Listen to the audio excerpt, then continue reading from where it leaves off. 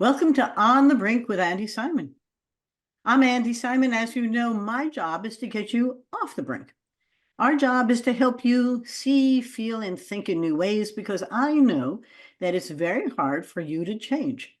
And what I love to do is something everyone hates to do, which is to help people see the world through a fresh lens and then change. If you don't change your behaviors, you can change your beliefs all you like, but it's the behaviors that begin to get you someplace that you may not have even known you wanted to go to.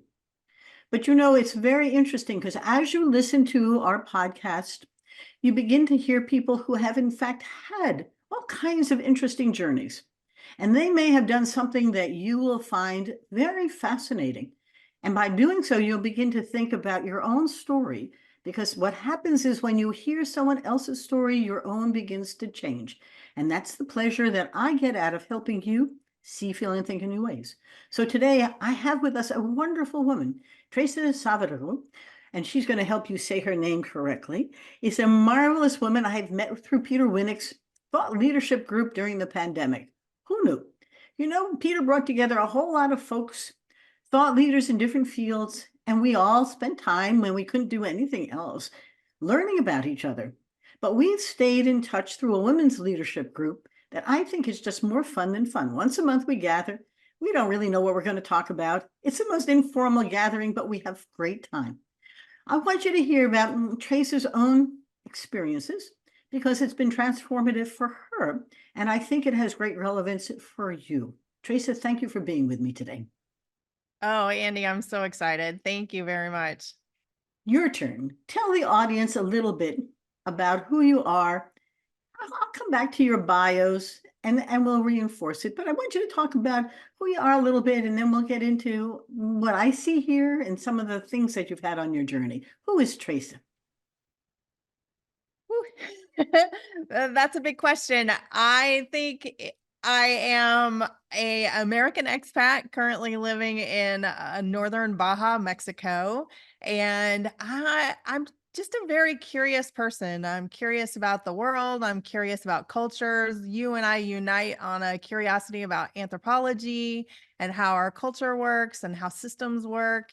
And curiosity is my guiding North Star. Well, I often read the bio in the middle of the podcast, but I'm going to read it right here. She's a renowned relationship strategist, and I want you to hear the words carefully. She specializes in the transformation and culture that you're living, but she's really doing some great work to help you see, feel, and think in new ways. Her TED Talk was transformational for her. It was called Why You Should Regularly Talk with Strangers. Now, think about that. Because we know that from the science of well being, when you talk to strangers or anybody, friends, strangers, doesn't matter, your well being rises. It's such an interesting thing about people who need people. And when you talk to a stranger, there's something that goes on that's really amazing. It emphasizes the power of human connection. I couldn't agree more. But as a transformative advocate, she takes a neuroscience based approach, which is why she and I have deep conversations about what we're learning, about how we live the story in our mind. And if we want to change, we have to change the story in that mind. And she challenges others to embrace change. And remember, people hate to change. Your mind hates it. They may even hate us as we're talking about it. But when you listen, you're going to think about, wow, that TED Talk has been translated into 15 languages, and it focuses on how do others learn from each other. Why are TED Talks so powerful? She's the founder of Bold Ambition and sports mission-driven companies and high achievers. And I think you're going to enjoy just listening to her wander through her journey. So now we're on this wonderful opportunity. You have told us many times how the TED Talk came about, but how it was so transformative. I think the listener is curious, like you are. Talk about it. What happened?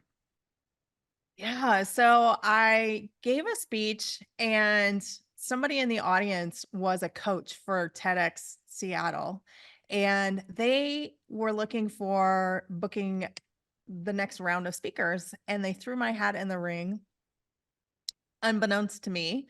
And I I suddenly get a call one day 2 weeks after my mother died and said, "Hey, we're thinking about having you for TEDx Seattle and we need a speech.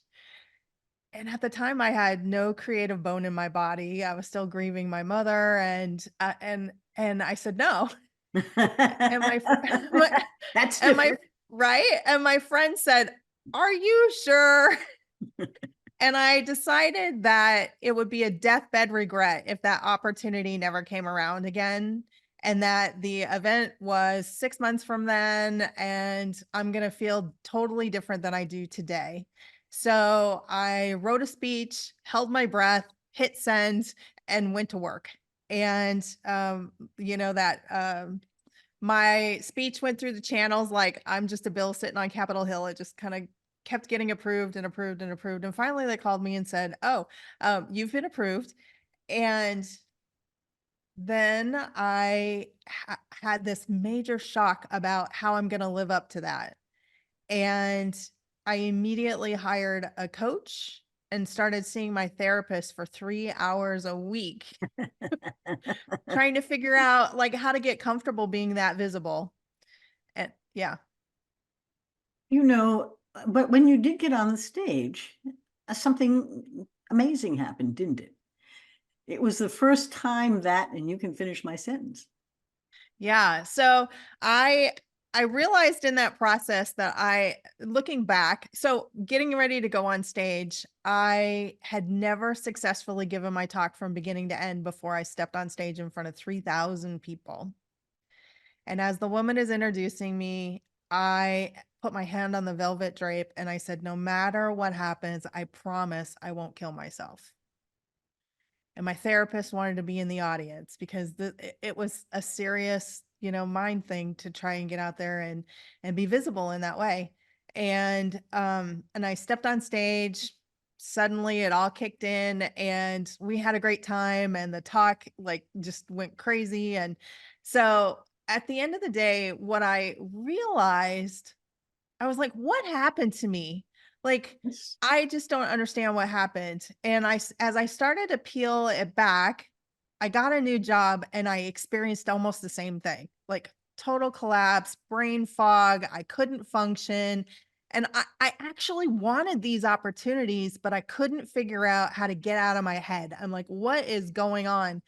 And that set me down the path to learning about neuroscience and flight, fight, freeze, and fawn and the mind body connection and how I was getting in my own way by not understanding my brain and my body better.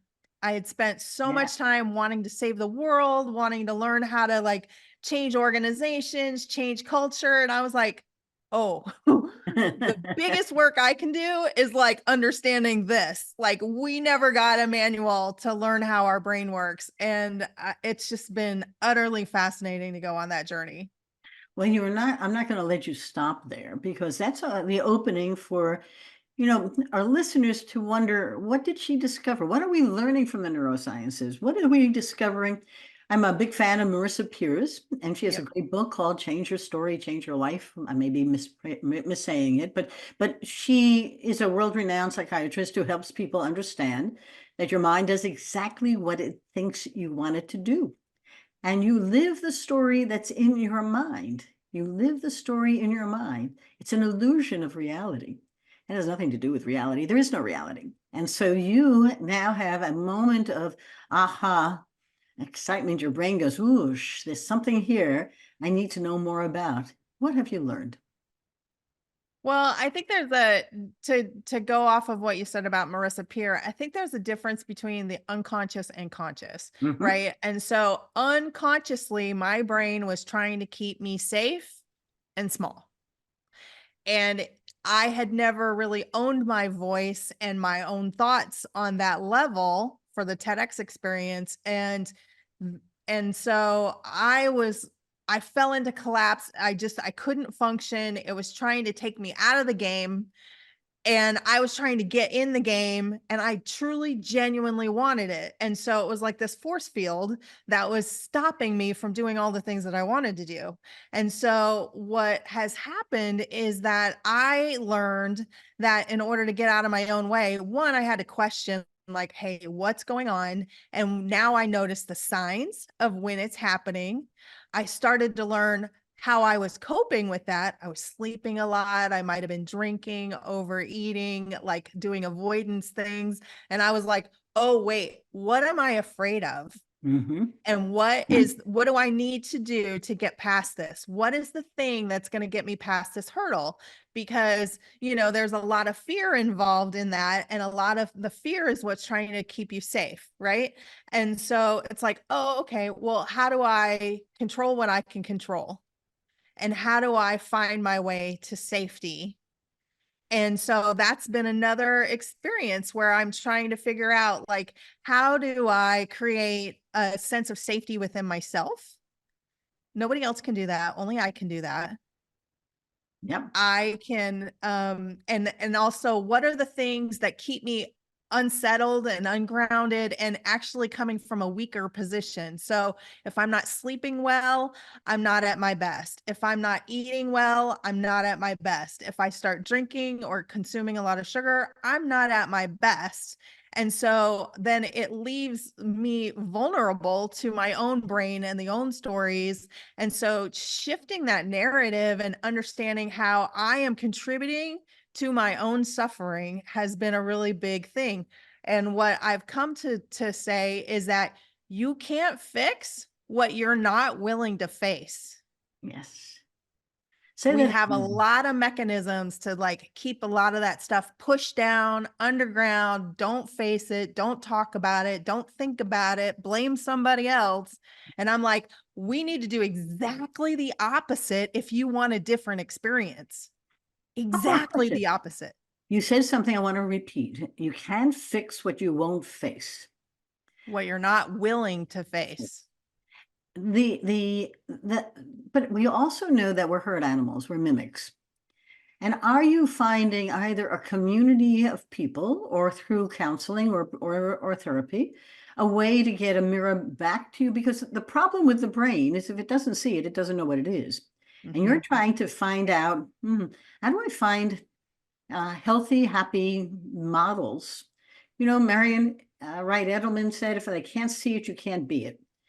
And consequently, without a model of some kind, your brain is saying, what does she want me to do?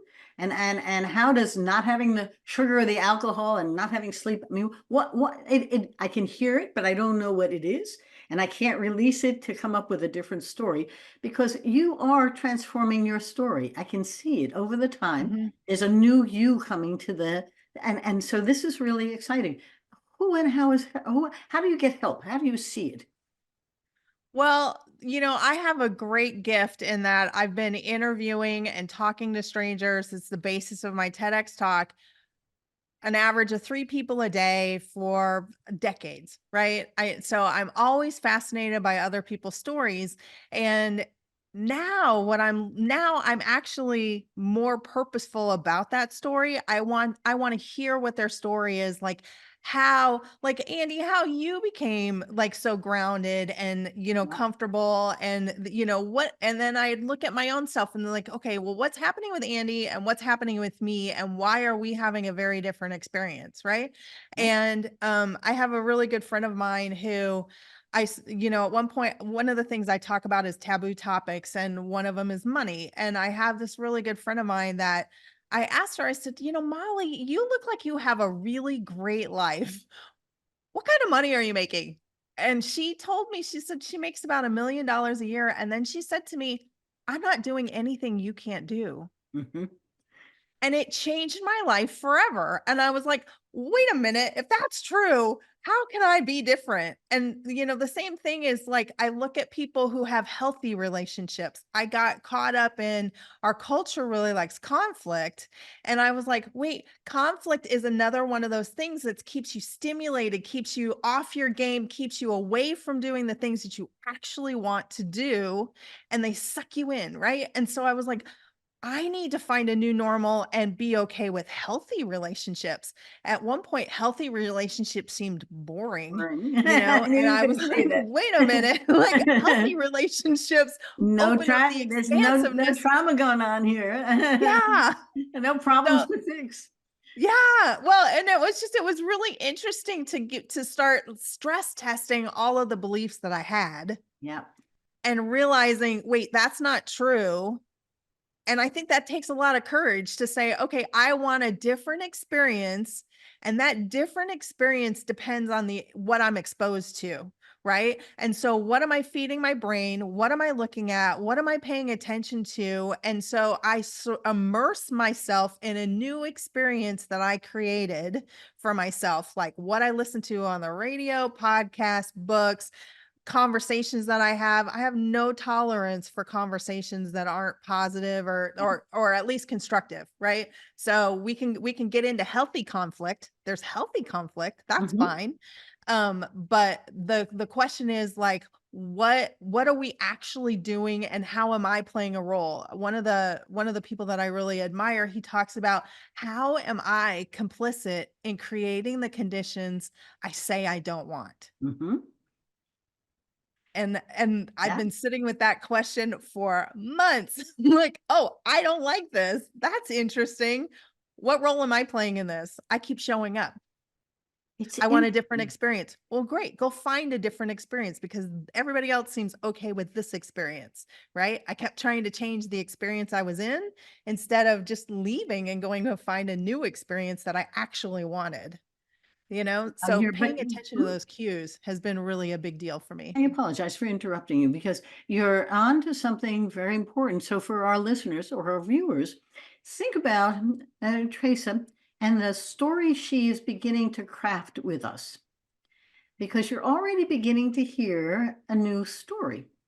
The pieces there. If you were writing a book, I can almost make the chapters out about first the self awareness and then the taking charge and then beginning to find new people to relate to and then beginning to find new opportunities to participate in as if the book chapters.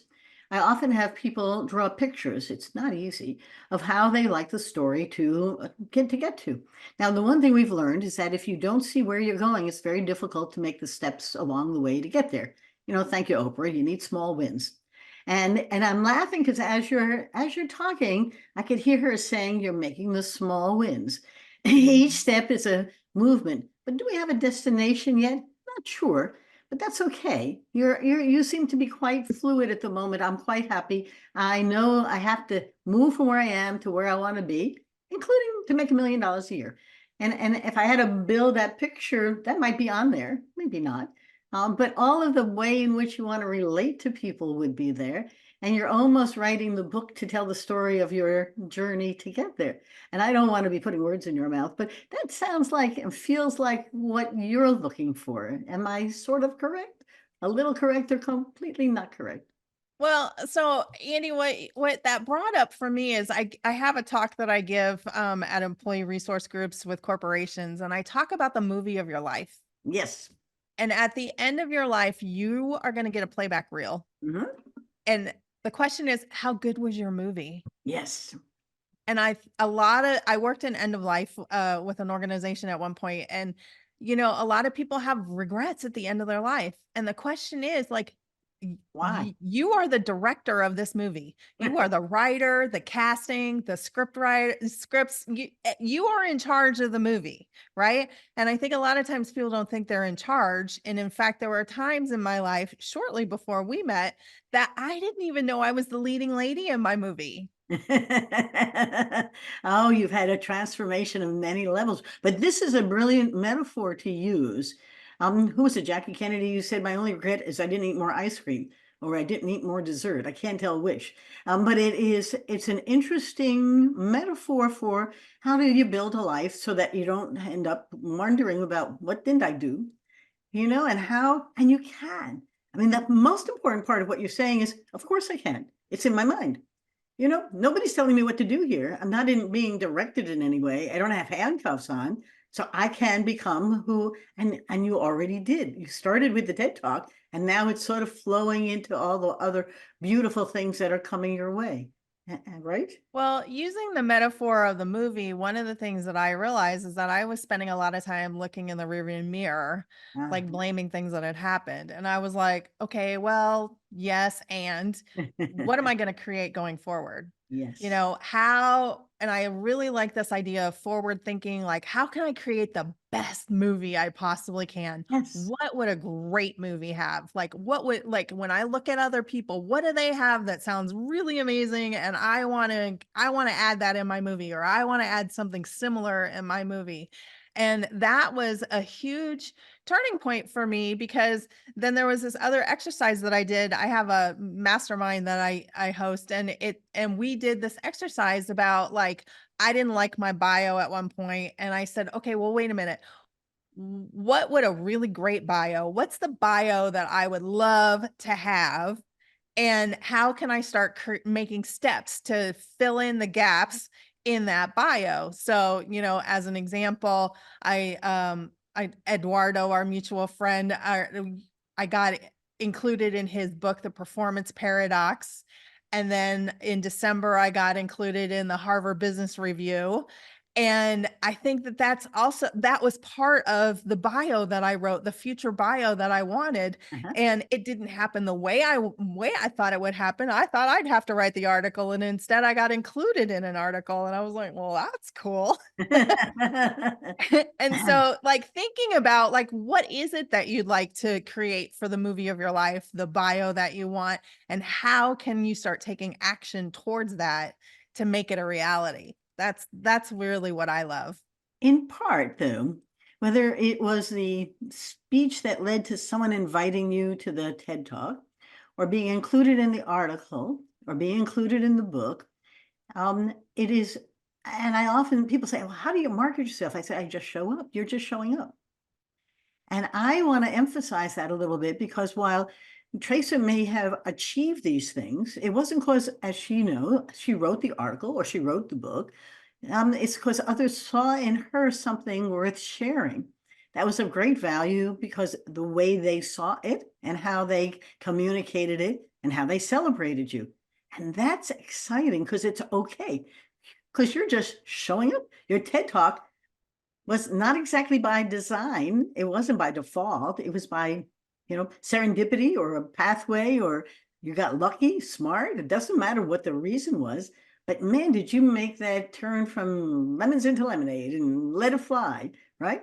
And so you're going to show up a lot. Yeah, and I think that also, for a long time, I did workshops on how to network better, and one of the things that I really like to do is add fuel to other people's fire. And I just think that's so fun. Sometimes just the act of doing something for them that would be really beneficial for them challenges me to Mhm. become a better human being, to learn a better skill or something like that. So I expand my own capacity in order to give a gift, a meaningful thing for somebody else, right? And then it came back to me, right? So, as an example, I was working with TEDx Seattle, and I met a woman, and she said, "Oh, you're a great writer. Could you interview all of our TEDx speakers, and we'll use what you learn as part of the marketing material?" I'm like, "Sure, that sounds like fun. Me interview like 10 of the most important people in our city. Awesome."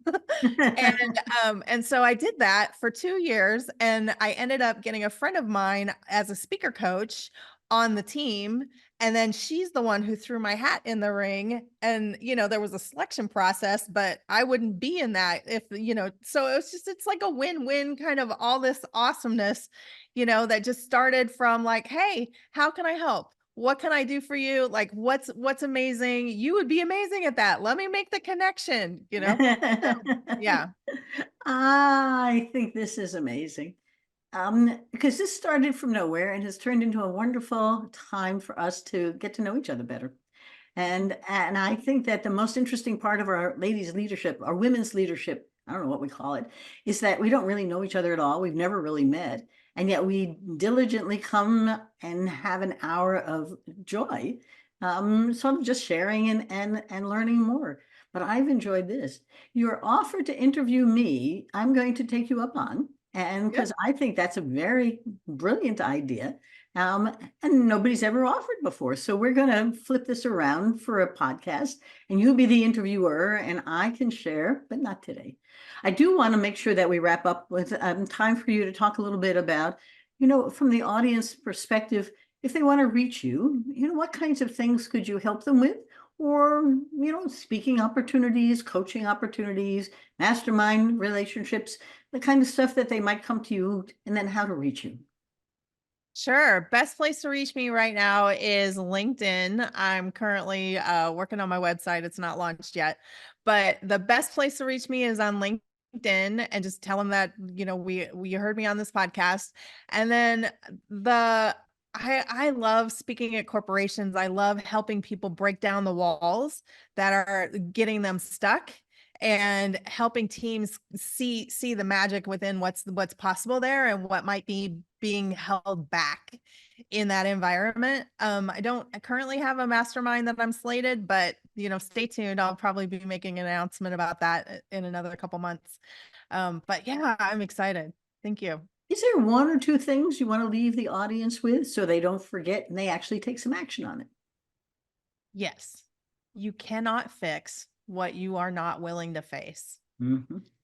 I would love people to take a hard look at the things that they're avoiding, and ask yourself, like, hey, listen, how can I get this off my plate? Like, how can I deal with this in some meaningful way? And get very, very curious about how you are contributing to, like, what the challenge is. And the person that can fix that is you. You are in charge of the story that you're telling. You're in charge of the movie of your life. And imagine, like, if we can face this thing, like every hero's journey, if we can face the hard thing, we can get on with the business of, like, creating the awesome joyfulness that we want to bring into our lives. Now, remember that you can be positive or negative. And I often tell people the science of well-being tells us gratitude, kindness, talking to people, strangers or otherwise, pull your sense of well-being up and share it with others. Humans are really interesting critters. It's not stuff. It's just being. It's just sharing. It's saying, thank you, Traca, for sharing your story today. Ending the day with some grateful little notes you send to people for being there. And next thing you know, you wake up the next morning and the day looks pretty cool, even when it's pouring outside, like it is here. So I want to say thank you for joining me today, and I'll wrap us up. It's been a pleasure. Thank you so much.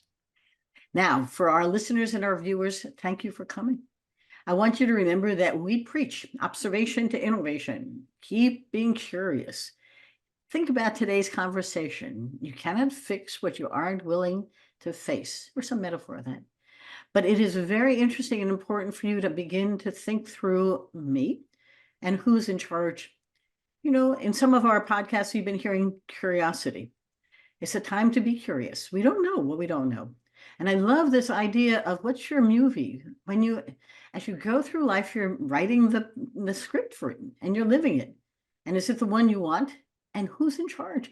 Because nobody can change it but you. So this is pretty cool times. My books, by the way, have 102 women who have each given you 5 of their wisdoms. You're going to see a lot of wisdoms like Trace's that you're going to go, oh. I had one woman at a book launch that had completely yellow marked the book. I've been coaching her for a while, and she was excited about how she was going to change her leadership style based on the wisdom of other leaders in the book. And I went, oh, this is so exciting. The book has an energy and the force is in it. You can find it on Amazon or on my website, SimonAssociates.net or WomenMeanBusinessBook.com. But look for it. You'll have fun with it. It'll help you. It's been a pleasure. I'm going to say goodbye. Have a wonderful day. Bye-bye now. Bye, Traca. Thank you.